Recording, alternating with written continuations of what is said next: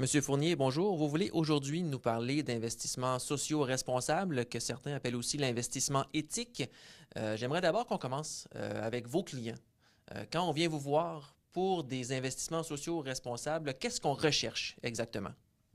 Bien, la première demande qu'on a de la part des clients quand ils ont une conscience éthique au niveau de leurs investissements, c'est clairement l'écologie. Alors, les gens nous demandent ils nous demandent d'avoir des produits qui sont écologiques. Donc, ils ne veulent pas de pétrole et surtout pas de sable bitumineux.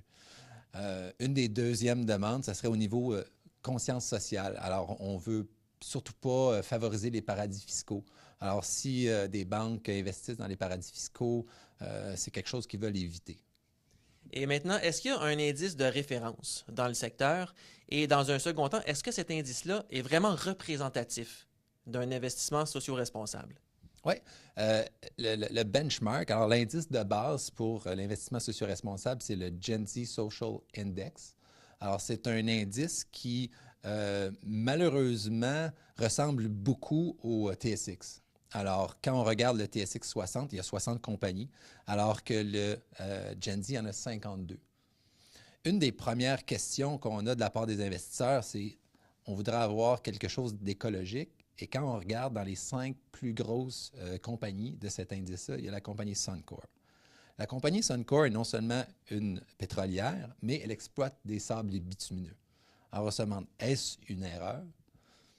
Non, puisqu'il y a au-dessus de 11 compagnies qui œuvrent dans le secteur énergétique, ce qui représente plus de 50 de toutes les entreprises en termes de pondération, de toutes les entreprises canadiennes du secteur énergétique.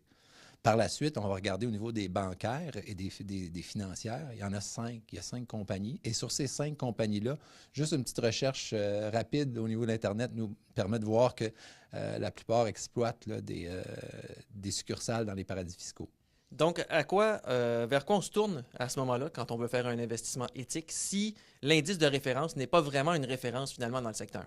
Ce qu'on conseille aux clients, c'est peut-être d'exiger des restrictions qui sont très, très, très spécifiques. Alors, moi, je ne veux pas qu'on investisse dans le pétrole, donc aucun secteur pétrolier. Je ne veux pas investir dans le domaine des ressources naturelles parce que ça pollue, donc aucune ressource naturelle.